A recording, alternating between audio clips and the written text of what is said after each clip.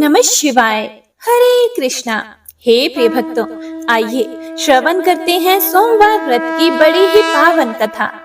प्राचीन समय में एक नगर में एक धनवान साहूकार रहा करता था, जिसके घर में किसी भी प्रकार की कोई कमी नहीं थी। लेकिन उसका कोई पुत्र नहीं था, जिस कारण वह काफी दुखी रहा करता था। उसे दिन रात यही चिंता सताती रहती थी। ऐसे में वह पुत्र पाने की कामना लिए हर सोमवार भगवान शिव जी का व्रत और पूजन किया करता था।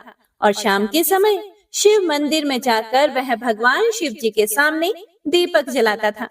उसके उस भक्ति भाव को देखकर देवी माँ पार्वती ने भगवान शिव से कहा, हे प्रभु, यह साहूकार आपका बहुत बड़ा भक्त है और सदैव आपका व्रत और पूजन बड़ी ही श्रद्धा के साथ करता है। आपको इसकी मनोकामना अवश्य ही पूर्ण करनी चाहिए। माता पार्वती की यह बात सुनकर भगवान शिव बोले, हे देवी पार्वती, यह संसार कर्म क्षेत्र है। जैसे किसान खेत में जैसा बीज बोता है वैसा ही फल काटता है, उसी तरह इस संसार में मनुष्य जैसा कर्म करता है वैसे ही फल भोगता है। पार्वती जी ने अत्यंत आग्रह से कहा, हे प्रभु, जब यह आपका इतना बड़ा भक्त है और इसको अगर किसी भी प्रकार का दुख है तो उसे अवश्य ही दूर करना चाहिए, क्योंकि आप तो सदैव ही अपने भक्तों पर दयालु होते हैं और उनके दुखों को हमेशा ही दूर करते हैं। यदि आप ऐसा नहीं करेंगे तो मनुष्य आपकी सेवा और व्रत क्यों करेंगे? पार्वती जी के ऐसे आग्रह करने पर भगवान शिव बोले, हे देवी पार्वती, इसके कोई पुत्र नहीं है। इसी चिंता में यह अत्यंत दुखी रहता है। इसके भाग्य में पुत्र ना होने पर भी मैं इसे पुत्र प्राप्ति का वर दे सकता हूँ, लेकिन वह पुत्र केवल 12 वर्ष तक ही जीवित रहेगा। इसके पश्चात वह मृत्यु को प्राप्त हो जाएगा। इससे अधिक तो मैं कुछ भी इसके लिए नहीं कर सकता। हे प्रिय भक्तों, यह बातें साहूकार सुन रहा था। इससे उसको ना तो प्रसन्नता हुई और ना ही कुछ दुखी हुआ। वह पहले की तरह ही भगवान शिव का व्रत और पूजन करता रहा। कुछ समय व्यतीत हो जाने पर साहूकार की पत्नी गर्भवती हुई और 10वें महीने में उसे अति सुंदर पुत्र की प्राप्ति हुई। साहूकार के घर में बहुत खुशियां मनाई गई, परंतु साहूकार ने उसकी केवल 12 वर्ष की आयु जानकर अधिक प्रसन्नता प्रकट नहीं की और न ही किसी को यह भेद बताया। जब वह बालक 11 वर्ष का हो गया तो उस बालक की माता ने उसके पिता से विवाह आदि के लिए आग्रह किया, तो वह साहूकार कहने लगा कि अभी मैं इसका विवाह नहीं करा सकता, अपने पुत्र को काशी पढ़ने के लिए भेजूंगा। फिर साहूकार ने बालक के मामा को बुलाकर उसको बहुत सा धन दिया और कहा कि तुम इस बालक को काशी जी पढ़ने के लिए ले जाओ और रास्ते में जिस स्थान पर भी जाओ यज्ञ और ब्राह्मणों को भोजन अवश्य कराते जाना। फिर वह दोनों मामा भांजे यज्ञ करते और ब्राह्मणों को भोजन कराते हुए काशी जी की तरफ रवाना हुए। रास्ते में उनको एक शहर से गुजरना पड़ा। उस शहर में राजा की कन्या का विवाह था और दूसरे राजा का लड़का जो विवाह करने बारात लेकर आया था वह एक आंख से काना था। उसके पिता को इस बात की बड़ी चिंता हो रही थी कि कहीं वर को देखकर कन्या के माता पिता विवाह में किसी प्रकार की अड़चन पैदा ना कर दे। इस कारण जब उसने अति सुंदर सेठ के लड़के को देखा तो उसके मन में विचार आया कि क्यों ना दरवाजे के समय इस लड़के से वर का काम चलाया जाए।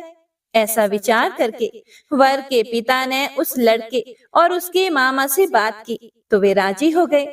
फिर उस लड़के को वर के कपड़े पहनाकर और घोड़ी पर चढ़ाकर दरवाजे पर ले गए और सब कार्य प्रसन्नता से पूर्ण हो गया। फिर वर के पिता ने सोचा कि यदि विवाह कार्य भी इसी लड़के के द्वारा करा लिया जाए तो क्या बुराई है। ऐसा सोचकर उसने लड़के और उसके मामा से कहा कि यदि आप फेरों और कन्यादान के काम को भी करा दें तो आपकी बड़ी कृपा होगी और मैं इसके बदले में आपको बहुत सारा धन दूंगा। तो उन्होंने स्वीकार कर लिया और विवाह कार्य भी बहुत ही अच्छी तरह से संपन्न हो गया। परंतु जिस समय लड़का जाने लगा तो उसने राजकुमारी की चुनरी के पल्ले पर लिख दिया कि तेरा विवाह तो मेरे साथ हुआ है, परंतु जिस राजकुमार के साथ तुमको भेजेंगे वह एक आंख से काना है और मैं काशी जी में पढ़ने जा रहा हूँ। लड़के के जाने के बाद उस राजकुमारी ने जब अपनी चुनरी पर लिखा हुआ पढ़ा तो उसने राजकुमार के साथ जाने से मना कर दिया और कहा कि यह मेरा पति नहीं है, मेरा विवाह इसके साथ नहीं हुआ है, वह तो काशी जी पढ़ने गया है। राजकुमारी के माता पिता ने अपनी कन्या को विदा नहीं किया और बारात वापस चली गई। उधर सेठ का लड़का और मामा काशी जी पहुंच गए थे। वहां जाकर लड़के ने पढ़ना शुरू कर दिया। जब लड़के की आयु 12 साल की हो गई, उस दिन उन्होंने यज्ञ रचा रखा था कि लड़के ने अपने मामा से कहा, हे मामा जी, आज मेरी तबीयत कुछ ठीक नहीं लग रही। मामा ने कहा कि तुम अंदर जाकर सो जाओ और आराम करो। लड़का अंदर जाकर सो गया और थोड़ी देर के बाद उसके प्राण निकल गए। जब उसके मामा ने आकर देखा तो वह मुर्दा पड़ा हुआ है, तो उसको बड़ा दुख हुआ और उसने सोचा कि अगर मैं अभी रोना पीटना मचा दूंगा तो यज्ञ का कार्य अधूरा रह जाएगा, जो कि सही नहीं होगा। इसीलिए उसने जल्दी से यज्ञ का कार्य समाप्त किया और ब्राह्मणों के जाने के बाद रोना पीटना शुरू कर दिया। संयोगवश उसी समय शिव पार्वती जी उधर से जा रहे थे। जब उन्हें जोर जोर से रोने की आवाजें सुनाई दी तो माता पार्वती जी ने भगवान शिव से कहा, हे प्रभु, कोई दुखियारा रो रहा है, कृपया कर इसके कष्ट को दूर कीजिए। जब शिव पार्वती ने पास जाकर देखा तो वहां एक लड़का मुर्दा पड़ा हुआ था। पार्वती जी कहने लगी, हे प्रभु, यह तो उसी सेठ का लड़का है जो आपके वरदान से पैदा हुआ था। इसीलिए हे स्वामी, इस बालक को और आयु दो, नहीं तो इसके माता पिता तड़प तड़प कर मर जाएंगे। पार्वती जी के बार बार आग्रह करने पर भगवान शिव ने उसको जीवन का वरदान दे दिया और भगवान शिव जी की कृपा से लड़का फिर से जीवित हो गया। इसके बाद शिव जी और माता पार्वती कैलाश पर्वत की ओर चले गए। इसके बाद वह लड़का और उसका मामा उसी प्रकार यज्ञ करते और ब्राह्मणों को भोजन कराते अपने घर की ओर वापस चल पड़े। रास्ते में उसी शहर में आए जहाँ उसका विवाह हुआ था। वहां पर आकर उन्होंने यज्ञ आरंभ कर दिया तो उस लड़के के ससुर ने उसको पहचान लिया और अपने महल में ले जाकर उसकी बड़ी खातिरदारी के साथ ही बहुत से दास दासियों सहित आदर पूर्वक लड़की और जमाई को विदा भी किया। जब वह अपने शहर के निकट आए तो मामा ने कहा कि पहले मैं तुम्हारे घर जाकर खबर कराता हूँ। जब उस लड़के का मामा घर पहुंचा तो लड़के के माता पिता घर की छत पर बैठे हुए थे और यह प्रण कर रखा था कि यदि हमारा पुत्र सकुशल लौट आया तो हम राजी खुशी नीचे आ जाएंगे, नहीं तो छत से गिरकर अपने प्राण त्याग देंगे। इतने में उस लड़के के मामा ने आकर यह समाचार दिया कि आपका पुत्र वापस आ गया है, तो उनको विश्वास नहीं आया। तब उसके मामा ने शपथ पूर्वक कहा कि आपका पुत्र अपनी पत्नी के साथ बहुत सारा धन लेकर आया है। तो सेठ ने आनंद के साथ उसका स्वागत किया और बड़ी प्रसन्नता के साथ रहने लगे।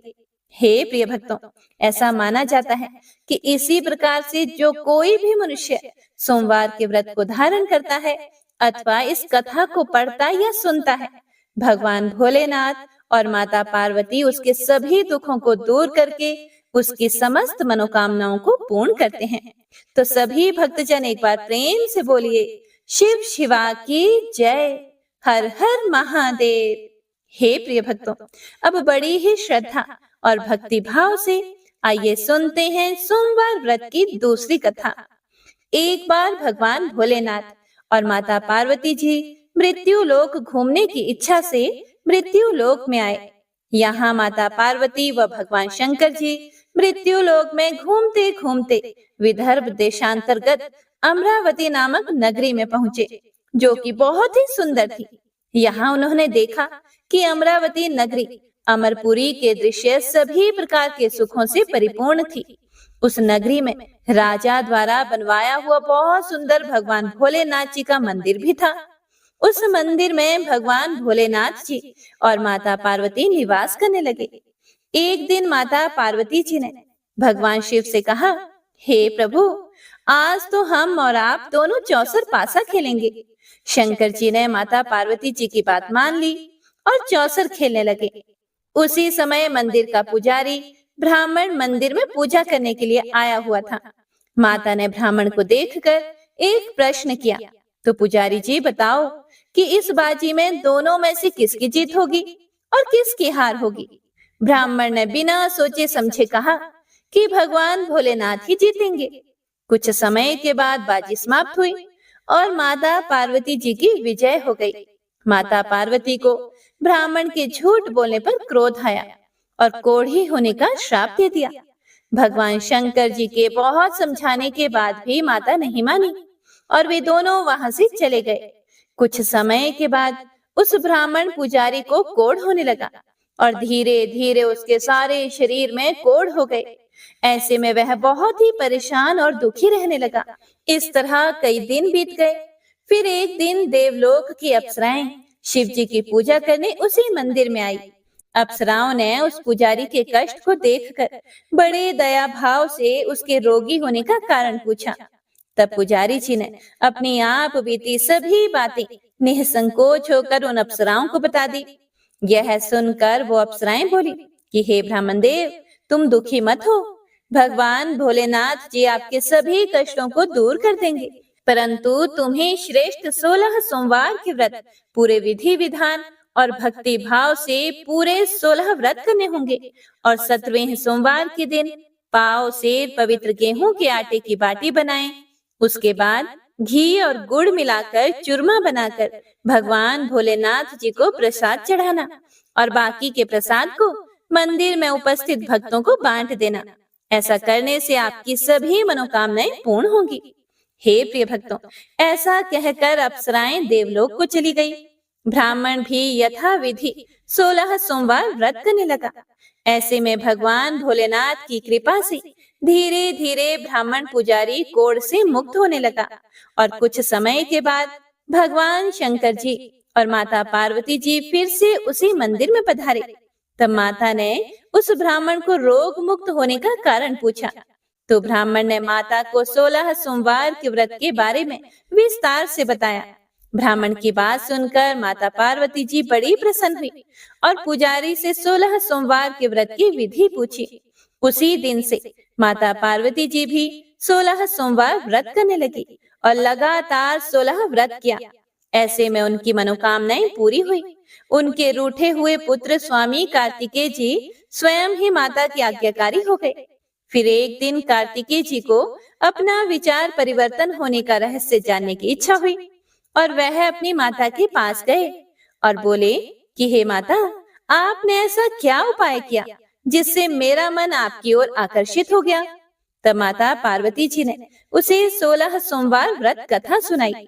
तब कार्तिकेय जी ने अपनी माता से कहा कि इस व्रत को मैं भी करूंगा, क्योंकि मेरा प्रिय मित्र ब्राह्मण दुखी दिल से परदेश गया है। हमें उससे मिलने की बहुत इच्छा होती है। फिर कार्तिकेय जी ने भी 16 सोमवार के व्रत पूरे विधि विधान से किए और उनकी भी इच्छा पूर्ण हो गई। उन्हें अपना प्रिय मित्र मिल गया। तब उसके मित्र ने इस आकस्मिक मिलन का भेद कार्तिकेय जी से पूछा। तो कार्तिकेय जी बोले, हे मित्र, हमने तुम्हारे मिलने की इच्छा करके 16 सोमवार के व्रत किए थे। अब तो उस ब्राह्मण मित्र को भी अपने विवाह की बड़ी इच्छा हुई और वह भी 16 सोमवार व्रत पूरे विधि विधान से करने लगा। एक दिन वह किसी काम से विदेश गया और वहां के राजा ने अपनी पुत्री का स्वयंवर रखा था। उस राजा ने राजकुमारी के विवाह के लिए यह शर्त रखी थी कि जिस राजकुमार के गले में सब प्रकार से श्रृंगारित हथिनी माला डालेगी, मैं उसी के साथ अपनी बेटी का विवाह करूंगा। भगवान शिव जी की कृपा से ब्राह्मण भी उस स्वयंवर को देखने के लिए एक ओर बैठा हुआ था। उसी समय हथिनी वहां पर आई और उस ब्राह्मण के गले में जयमाला डाल दी। इस तरह राजा की प्रतिज्ञा के अनुसार बड़ी धूमधाम के साथ अपनी पुत्री का विवाह उस ब्राह्मण के साथ पूरे विधि विधान से कर दिया और उसे बहुत सारा धन देकर सम्मान पूर्वक संतुष्ट किया और वो दोनों सुख पूर्वक रहने लगे। एक दिन उस राजकुमारी ने अपने पति से पूछा कि हे प्राणनाथ, आपने ऐसा कौन सा पुण्य किया है जो हथिनी ने सभी राजकुमारों को छोड़कर आपके गले में जयमाला डाली। तब ब्राह्मण बोला, हे प्राण प्रिय, मैंने अपने मित्र कार्तिकेय जी के कथनानुसार 16 सोमवार का व्रत किया था। जिसके प्रभाव से मुझे तुम जैसी रूपवान पत्नी मिली है। इस व्रत की महिमा सुनकर राजकन्या को बड़ा आश्चर्य हुआ और वह भी पुत्र कामना के लिए 16 सोमवार व्रत करने लगी और भगवान भोलेनाथ से पुत्र कामना की प्राप्ति करने लगी। शिव जी की कृपा से कुछ समय के बाद उसके गर्भ से एक अति सुंदर, सुशील, धर्मात्मा और विद्वान पुत्र हुआ। वह ब्राह्मण और उसकी पत्नी दोनों उस पुत्र को पाकर बहुत ही प्रसन्न हुए और उसका लालन पालन भली प्रकार से करने लगे। जब वह लड़का बड़ा हुआ और समझदार हुआ तो एक दिन अपनी माता से प्रश्न किया कि हे माता, आपने ऐसा कौन सा पुण्य किया जो आपको मेरे जैसे पुत्र की प्राप्ति हुई। पुत्र की बात सुनकर उस राजकुमारी ने अपने द्वारा किए गए 16 सोमवार व्रत की कथा और पूरे नियमों के बारे में उसे बताया। उस लड़के ने इस व्रत को सब तरह से मनोरथ पूर्ण करने वाला सुनकर उसके मन में राज्याधिकार के पाने की इच्छा हुई। उस लड़के ने उसी दिन भगवान शिव जी को प्रसन्न करने के लिए 16 सोमवार के व्रत पूरे नियमों से करने लगा। एक दिन दूसरे देश के राजा के दूत ने आकर उसको उनकी राजकुमारी के लिए चुना और उसे अपने साथ ले आए और राजा ने अपनी राजकुमारी का विवाह उसके साथ कर दिया। धीरे धीरे राजा बूढ़ा हो गया और उसके लिए राजकाज संभालना मुश्किल हो गया। उसने अपने दामाद का राज्य तिलक कर दिया और वहां का राजा घोषित कर दिया। इस तरह से ब्राह्मण पुत्र राजा बनकर भी यह व्रत करता रहा। हे प्रिय भक्तों, जब 17वां सोमवार का व्रत आया तो उसने अपनी रानी से सभी सामग्रियों सहित भगवान भोलेनाथ जी के मंदिर में आने को कहा, किंतु रानी मंदिर नहीं गई और उसने अपने दास दासियों को पूजा की सामग्री लेकर मंदिर भेज दिया। राजा ने पूरे विधि विधान से भगवान शिव जी की पूजा की। जब वह वहां से जाने लगा तो उसने एक आकाशवाणी सुनी, हे राजा, अपनी इस रानी को राजमहल से निकाल दे, नहीं तो ये तेरा सर्वनाश कर देगी। इस वाणी को सुनकर राजा आश्चर्य में पड़ गया और उसने तुरंत मंत्रियों की एक बैठक बुलवाई और आप बीती उन्हें सुनाई। मंत्री आदि सभी बड़े विस्मय और दुख में डूब गए, क्योंकि जिस कन्या के साथ उसे राज्य मिला है, राजा उसी को राज्य से निकालने का जाल रच रहा है। यह कैसे हो सकेगा? अंत में राजा ने अपनी रानी को राजमहल से निकाल दिया। रानी दुखी हृदय से अपने भाग्य को कोसती हुई अपने राज्य से बाहर चली गई। बिना चप्पलों के और फटे वस्त्र पहने भूखी प्यासी धीरे धीरे चलकर एक नगर में जा पहुंची। उस नगर में एक बुढ़िया रोज सूत काटकर बेचती थी। रानी की करुण दशा देखकर बुढ़िया बोली कि तू मेरे साथ चल, मेरा सूत बिकवा दे। मैं तो बूढ़ी हो गई हूँ, भाव नहीं जानती हूँ। यह सुनकर रानी बुढ़िया के सिर से सूत की गठड़ी उतार कर अपने सिर पर रख लेती है। अचानक से आंधी आई और बुढ़िया के सभी सूत हवा में उड़ गए। बेचारी बुढ़िया बहुत पछताई और रानी से कहने लगी कि दूर रहना मुझसे। अब रानी एक तेली के घर गई और काम मांगने लगी कि अचानक से उस तेली के सभी मटके शिव जी के प्रकोप से चटक गए। ऐसी दशा देखकर उस तेली ने रानी को अपने घर से निकाल दिया। इस प्रकार रानी अत्यंत दुख पाती हुई एक नदी के तट पर गई तो देखा कि नदी अचानक सूख गई। उसके बाद रानी एक वन में गई। वहां जाकर उसने एक सरोवर देखा और वह पानी पीने के लिए सरोवर की सीढ़ी उतरी और पानी पीने के लिए जैसे ही अपने हाथों को आगे बढ़ाया तो देखा कि सरोवर का पानी नील कमल के सदृश जल असंख्य कीड़ों में गंदा हो गया। रानी ने अपने भाग्य का दोषारोपण करते हुए उस सरोवर का जल पीकर अपनी प्यास बुझाई। आराम करने के लिए एक पेड़ की शीतल छाया में विश्राम करने के लिए लेटी तो देखा कि उस पेड़ की सभी पत्तियां झड़ गई। ऐसे में रानी जिस पेड़ के नीचे जाती उसी पेड़ की पत्तियां अपने आप झड़ जाती।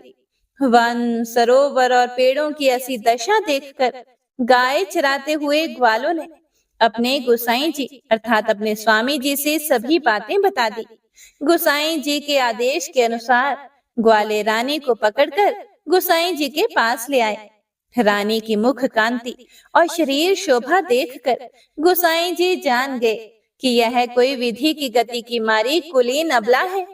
ऐसा सोचकर गोसाई जी ने रानी से कहा कि हे पुत्री, मैं तुमको अपनी पुत्री के समान रखूंगा। तुम मेरे आश्रम में ही रहो और मैं तुम्हें किसी प्रकार का भी कष्ट नहीं होने दूंगा। गुसाई जी के ऐसे वचन सुनकर रानी को थोड़ी धीरज मिली और वह आश्रम में ही निवास करने लगी। आश्रम में रानी खाना बनाती तो उसके खाने में कीड़े पड़ जाते और जब वह पानी भर के लाती तो उसमें भी कीड़े ही कीड़े हो जाते। अब तो गुसाई जी भी बहुत दुखी हो गए और रानी से बोले कि हे पुत्री, तेरे पर कौन से देवता का कोप है जिससे तेरी ऐसी दशा हुई है? गुसाई जी की बात सुनकर रानी ने कहा कि अपने पति के साथ भगवान शिव जी की पूजा करने नहीं जाने की पूरी कथा सुनाई। रानी की बात सुनकर गुसाई जी ने उसे इस कोप से मुक्त होने के लिए 16 सोमवार व्रत की कथा पूरे विधि विधान से करने को कहा। गुसाई जी की बात सुनकर वह प्रत्येक सोमवार का व्रत पूरे नियमों से करने लगी। जब रानी के पूरे 16 व्रत हो गए और जब उसने 17वें सोमवार का व्रत किया तो रोज की तरह भगवान भोलेनाथ जी की पूजा कर रही थी, तो भगवान शिव जी के प्रभाव से राजा के मन में अपनी रानी का विचार उत्पन्न हुआ और सोचा कि मेरी रानी को गए हुए बहुत समय बीत गया है, ना जाने कहां कहां भटकती होगी, मुझे उसे ढूंढना चाहिए। हे प्रिय भक्तों, राजा ने यह सोचकर अपनी रानी की तलाश में चारों दिशाओं में अपने सैनिकों को भेजा। सैनिक अपनी रानी को ढूंढते हुए गुसाई जी के आश्रम में आ पहुंचे। सैनिक अपनी रानी को वहां पाकर पुजारी जी से अपनी रानी को साथ भेजने के लिए कहने लगे, किंतु गुसाई जी ने मना कर दिया और सैनिक चुपचाप लौट गए। राजा को सभी बातें बताई। तब राजा स्वयं रानी को लेने गुसाई जी के आश्रम में आए और पुजारी जी से प्रार्थना करते हुए बोले, हे महाराज, जो देवी आपके आश्रम में रहती है वह मेरी पत्नी है। शिव जी के कोप से मैंने इसका त्याग कर दिया था। अब इस पर से भगवान शिव जी का कोप शांत हो गया है, इसीलिए मैं इसे लेने के लिए आया हूँ। आपकी आज्ञा हो तो मैं इसे ले जा सकता हूँ। गुसाई जी ने राजा के वचनों को सत्य समझकर रानी को राजा के साथ जाने की आज्ञा दे दी। गुसाई जी की आज्ञा पाकर रानी अपने पति के साथ अपने राज्य के लिए चल दी। रानी के आने की खबर पाकर राज्य के निवासी अनेक प्रकार के बाजे बजाने लगे। नगर के दरवाजे पर तोरण बंधनवारों से विविध विधि से नगर को सजाया। नगर में घर घर में मंगलगान होने लगे। पंडितों ने विविध वेद मंत्रों का उच्चारण करके अपनी रानी का स्वागत किया। इस प्रकार रानी ने अपनी राजधानी में फिर से प्रवेश किया। राजा ने अपनी रानी के आने की खुशी में ब्राह्मणों को अनेक प्रकार के दान आदि देकर संतुष्ट किया। याचकों को धन धान्य दिया और पूरी नगरी में जगह जगह सदा व्रत खुलवाए, जहां भूखों और गरीबों को खाने को मिला। इस प्रकार राजा रानी भगवान भोलेनाथ जी की कृपा से सभी प्रकार के सुख भोगते हुए और 16 सोमवार व्रत की कथा करते रहे। अंत समय में अनेक प्रकार के सुख भोगते हुए वे शिवपुरी को पधारे। इसी कारण कहते हैं कि जो भी मनुष्य भगवान भोलेनाथ जी की भक्ति मन वचन कर्म द्वारा 16 सोमवार के व्रत पूरे विधि विधान से करेगा, वह इस मृत्यु लोक से समस्त सुख को भोगकर अंत में भगवान के चरणों में शिवपुरी को प्राप्त होगा और इस व्रत के करने से सबके मनोरथ भी पूर्ण होंगे। तो सभी प्रेम से बोलिए, भगवान शिव शिवा की जय। ओम नमः शिवाय। हे प्रिय भक्तों, तो आइए अब शिव पुराण में वर्णित पुण्यमयी कथा को सुनते हैं। वाशकल नामक गांव में बिंदुक नाम का एक ब्राह्मण रहता था। वह धर्मी दुरात्मा एवं महापापी था। उसकी पत्नी बहुत सुंदर थी। उसका नाम चंचुला था। वह सदा उत्तम धर्म का पालन करती थी, परंतु बिंदुक वैश्यागामी था। इस तरह कुकर्म करते हुए बहुत समय व्यतीत हो गया। उसकी पत्नी काम से पीड़ित होने पर भी स्वधर्म नाश के भय से क्लेश सहकर भी काफी समय तक धर्म भ्रष्ट नहीं हुई, परंतु आगे चलकर वह भी अपने दुराचारी पति के आचरण से प्रभावित होकर दुराचारिणी और अपने धर्म से विमुख हो गई। इस तरह दुराचार में डूबे हुए उन पति पत्नी का बहुत सा समय व्यर्थ बीत गया। वैश्यागामी दूषित बुद्धि वाला वह दुष्ट ब्राह्मण बिंदुक समयानुसार मृत्यु को प्राप्त हो गया और नरक में चला गया। बहुत दिनों तक नरक के दुखों को भोग कर वह मूढ़ बुद्धि पापी विंध्य पर्वत पर भयंकर पिशाच हुआ। और इधर उस दुराचारी बिंदुक के मर जाने पर वह चंचुला नामक स्त्री बहुत समय तक पुत्रों के साथ अपने घर में रहती रही। पति की मृत्यु के बाद वह भी अपने धर्म से गिरकर पर पुरुषों का संग करने लगी थी। सतियां विपत्ति में भी अपने धर्म का पालन करना नहीं छोड़ती। यही तो तप है। तप कठिन तो होता है, लेकिन इसका फल मीठा होता है। एक दिन दैव योग से किसी पुण्य पर्व के आने पर वह अपने भाई बंधुओं के साथ गोकर्ण क्षेत्र में गई। उसने तीर्थ के जल में स्नान किया एवं बंधुजनों के साथ यहाँ वहां घूमने लगी। घूमते घूमते वह एक देव मंदिर में गई। वहां उसने एक ब्राह्मण के मुख से भगवान शिव की परम पवित्र एवं मंगलकारी कथा सुनी। कथावाचक ब्राह्मण कह रहे थे कि जो स्त्रियां व्यभिचार करती हैं, वे मरने के बाद जब यमलोक जाती हैं, तब यमराज के दूत उन्हें तरह तरह से यंत्रणा देते हैं। वे उसके कामांगों को तप्त लोह दंडों से दागते हैं। तप्त लोह के पुरुष से उसका संसर्ग कराते हैं। ये सारे दंड इतनी वेदना देने वाले होते हैं कि जीव पुकार पुकार कर कहता है कि अब वह ऐसा नहीं करेगा, लेकिन यमदूत उसे नहीं छोड़ते। कर्मों का फल तो सभी को भोगना ही पड़ता है। देव, ऋषि, मनुष्य सभी इससे बंधे हुए हैं। हे प्रिय भक्तों, ब्राह्मण के मुख से यह वैराग्य बढ़ाने वाली कथा सुनकर चंचुला भय से व्याकुल हो गई। कथा समाप्त होने पर सभी लोग वहां से चले गए। तब कथा बांचने वाले ब्राह्मण देवता से चंचुला ने कहा कि हे ब्राह्मण देव, धर्म को ना जानने के कारण मेरे द्वारा भी बहुत बड़ा दुराचार हुआ है।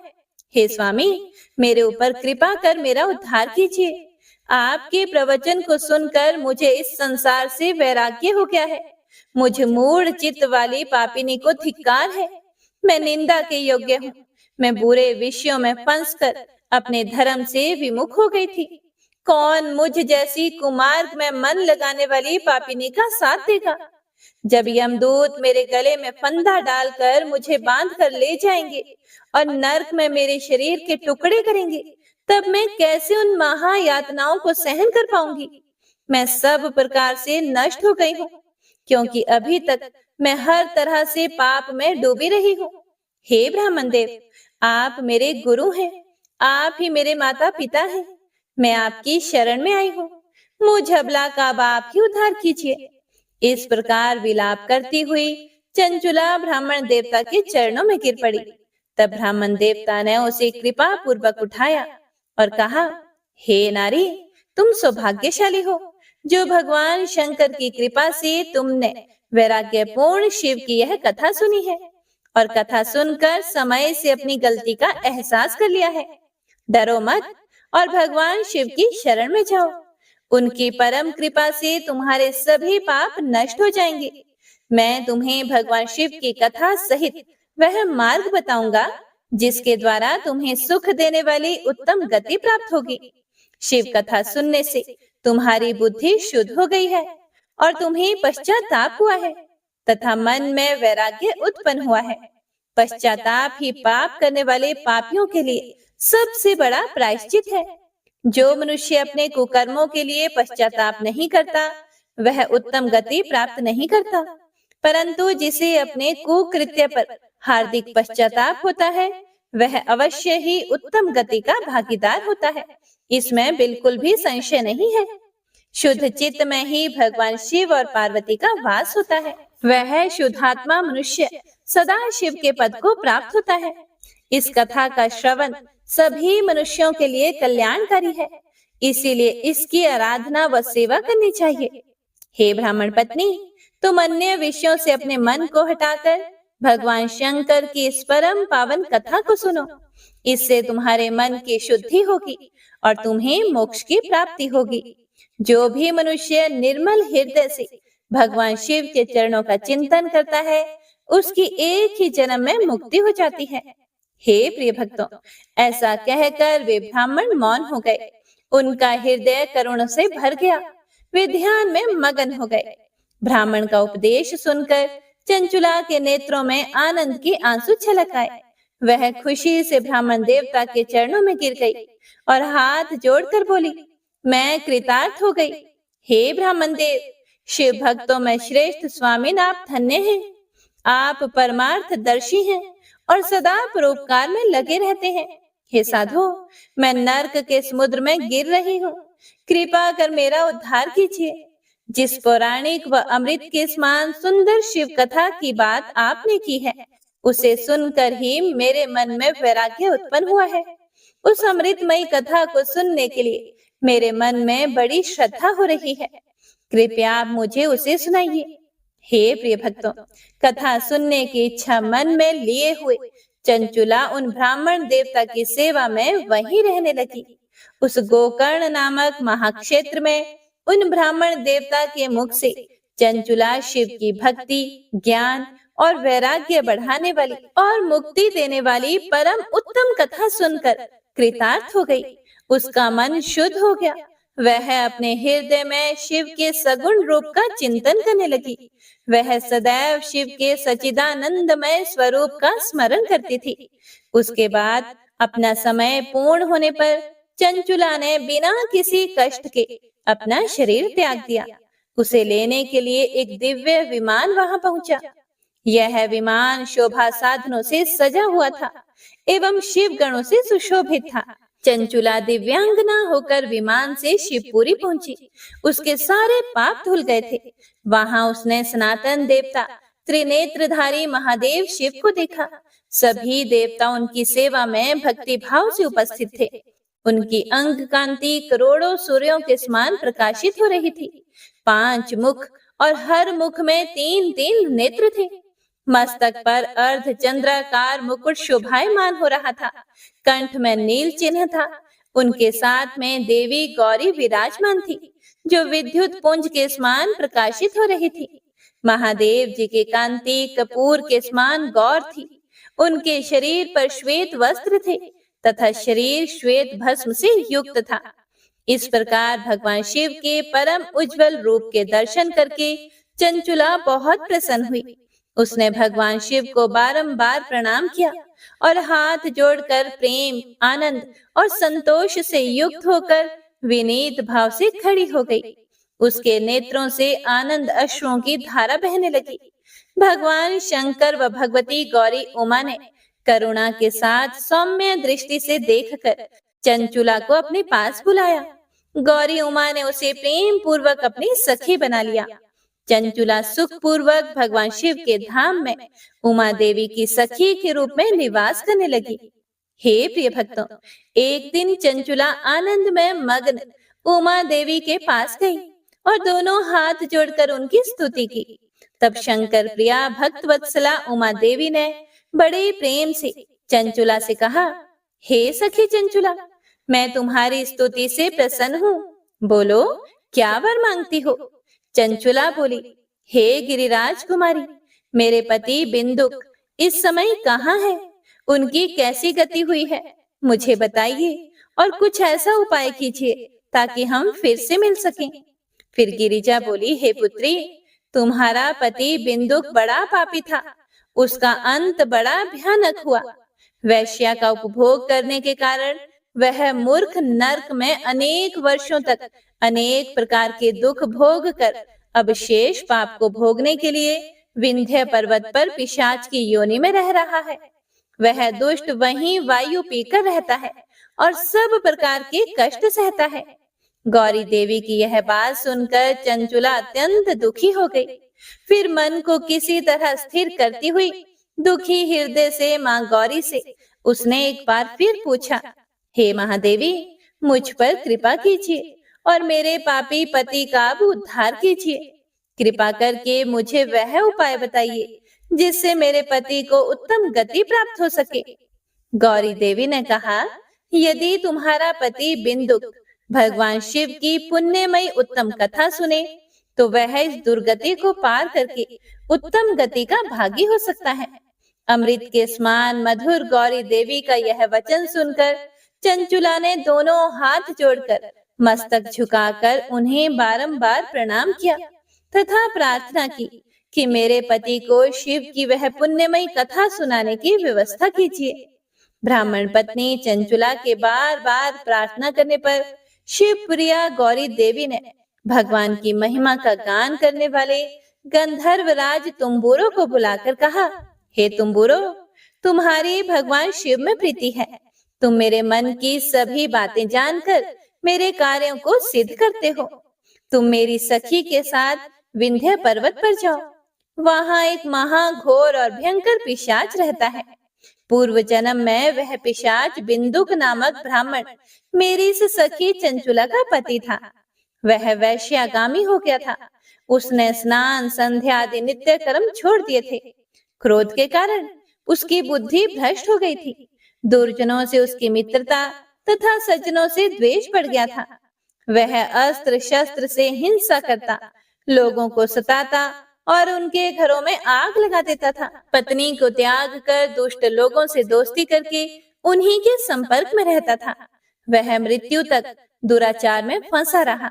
मृत्यु के बाद उसे पापियों के भोग स्थान यमपुरी ले जाया गया। वहां घोर नरकों को सहकर इस समय वह विंध्य पर्वत पर पिशाच बनकर रह रहा है और पापों का फल भोग रहा है। तुम उसके सामने परम पुण्यमयी पापों का नाश करने वाली शिव जी की दिव्य कथा का प्रवचन करो। इस कथा को सुनने से उसका हृदय सभी पापों से मुक्त होकर शुद्ध हो जाएगा और वह प्रेत योनि से मुक्त हो जाएगा। दुर्गति से मुक्त होने पर उस बिंदुक नामक पिशाच को विमान पर बिठाकर तुम भगवान शिव के पास ले आना।